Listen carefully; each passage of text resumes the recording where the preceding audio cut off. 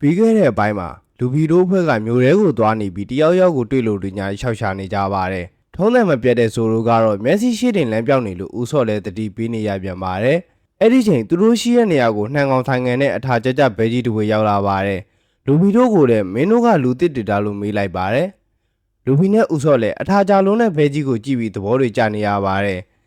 အဲ့ဒီနောက်လူဗီနဲ့ဦးစောတို့ကသူ့လူတွေတွေးမိသေးလားပင်လယ်ဘက်ကိုဘလို့သွားရမလဲဆိုင်ငယ်ပေးစီးပါလားအရန်မိုက်တာပဲဆိုပြီးမိကုန်းတွေတောက်လျှောက်မင်းနေလို့ဘီဂျက်လည်းပြန်ပြေးချိန်တော့မရဖြစ်နေရပါတယ်ဘီဂျက်လည်းအချိန်သိမ့်မရပေမဲ့ဒီမျိုးရဲ့အကြောင်းကိုနည်းနည်းရှင်းပြပေးပါတယ်ဒီမျိုးကနေနဲ့ဖျားဆန်းကော့ပိုင်တာဖြစ်ပြီးတစ်မျိုးလုံးကိုလည်းစီမုံအုပ်ချုပ်ပေးထားတယ်လို့ပြောပြပါတယ်ဒီမျိုးမှာဖြစ်ပျက်သမျှအရာတွေကိုလည်းမြင်နိုင်တယ်လို့အားရပါရရှင်းပြပါတယ်လူဖီကလည်းဒီလောက်ကြမ်းလာလုံနေလို့နဖျားလေးဒီလောက်တော့ရှိမှာပေါ့လို့ဦးစောကဝင်ထောက်ပေးပါတယ်အဲဒီနောက်တော့မျိုးလယ်မှာထင်းထင်းကြီးရှိနေတဲ့ကရာစာရီတစ်ပင်ကိုပြပြီးဒီမျိုးကဆန်းခွန်နဖျားကိုယ်တိုင်တိဆောက်ထားတယ်လို့လည်းဆိုပါတယ်ဒီနေရာမှာသူ့ရဲ့ကိုယ်ပွားနဖျားတွေကိုလည်းထားထားတယ်လို့ရှင်းပြပါတယ်နဖျားတွေကတော့တခြားမဟုတ်ပဲလူဖီတို့ကင်စားလိုက်တဲ့ယုံရင်နာမီပြင်းလိုက်တဲ့ဖြူကောင်နဲ့အေယာမကြောင်ကြီးတွေဖြစ်နေလို့နာမီစံကြီးနဲ့ဆိုလိုလို့လည်းမသိကြအောင်ဆောင်နေရပြန်ပါတယ်မြန်မာသားလူဖီကပြောမယ်လုံနေလို့ဦးစော့လည်းလူဖီကိုဇက်ပိတ်ပြီးတားနေရပါတယ်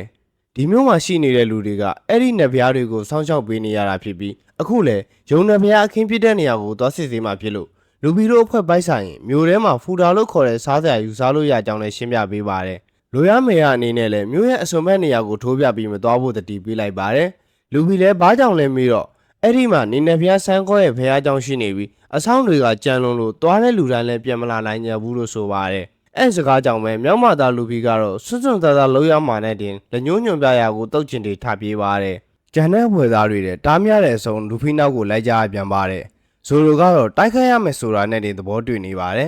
လူဖီတို့ထပ်သွားတော့မှရဲတိုက်ကြီးပြိုကျနေတာတီးလို့ဘီကျဲလည်းလန့်ဖြန့်သွားပါတယ်ဆက်ပြေးနေရင်ခုနကရဲတိုက်ပုံစံနဲ့ပုံစံတူရဲတိုက်တစ်ခုရှိနေတာကိုစံကြီးတို့လည်းသတိထားမိသွားပါတယ်မြောက်မသားလေးလူဖီကတော့ပြေးနေရင်အရှိကလူတယောက်ရှိနေတာကိုသတိထားမိသွားပါတယ်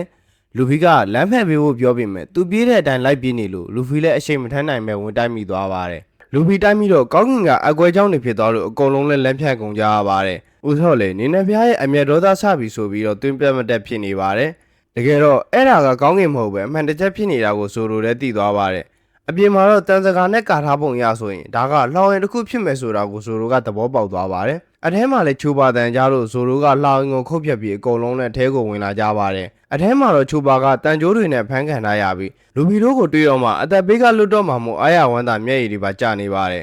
ဆိုလိုလည်းကုညီတဲ့အနေနဲ့ချိုးပါရဲ့လက်ပြင်းကိုဖျက်ပေးမဲ့လုပ်နေလို့ချိုးပါခမငယ်သားပန်းအောင်အော်နေရပြန်ပါတယ်နာမီကပဲသူ့တက်တက်လုံးတက်လာတဲ့သခိုးပညာနဲ့လက်ဘက်ကိုဖြုတ်ပေးလိုက်ပါတယ်အထဲမှာတော့အင်ကြီးချုပ်သက်အကြီးကြီးရှိနေပြီးလူသားရဲ့ချုပ်လက်ဆိုင်အင်ကြီးတွေလည်းရှိနေပါတယ်အခန်းကကြီးလွန်းနေလို့ဂျိုင်းရက်တွေရဲ့တင်မောပုံမှာမဟုတ်ပဲဂျိုင်းရက်တွေရဲ့အိမ်ကိုပါရောက်နေတဲ့ဆိုတာကိုသိသွားကြပါတယ်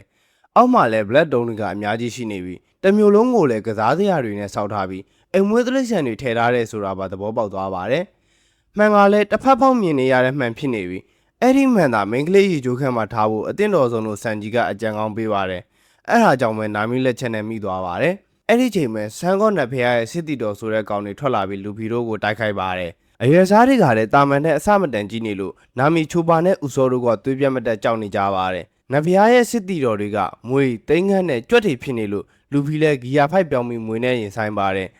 ဇိုလိုကတော့သိန်းခန့်နဲ့တိုက်ခိုက်နေပြီးဆန်ကြီးကတော့ကြွက်ဆုပ်တွေကိုရှယ်ပလန်နဲ့ပြင်းနေပါတယ်အားလုံးလည်းရုပ်ရက်ခတ်နေရင်မိဖို့တဲကိုအဝိစာကျသွားပြီးတခန်းလုံးလည်းမိဆွဲလာပါတယ်ဦးစောကတော့နတ်ဖျားမလာခင်မြ мян ရှင်းပြပြီးထွက်ပြေးကြရမယ်လို့ကြံတဲ့လူတွေကိုတိုက်တွန်းနေပါတယ်ဘယ်သူတွေဘာပဲဖြစ်ဖြစ်နာမီကတော့အမျက်ထွက်အောင်ပဲကြံသိနေပြီးရတနာတွေရှိလို့ရှိညာချိုပါနဲ့လိုက်ရှာပါတယ်တစ်ဖက်မှာလည်းနေနယ်ဖျားကသူတို့ရှိတဲ့နေရာကိုလာနေပါတယ်လာနေတာကိုသိသွားတဲ့လူဖီတို့လည်းခြားလက်စားတွေကိုမြ мян အဆုံးသက်ပြီးတော့ထွက်ပြေးဖို့ပြင်ကြပါတယ်ဘီလူကြီးရလာတော့စစ်တီတော်တွေနဲ့တခန်းလုံးမှာရစရာမရှိအောင်မိမိတ်ခံထားရတာကိုပဲတွေ့လိုက်ရပါတယ်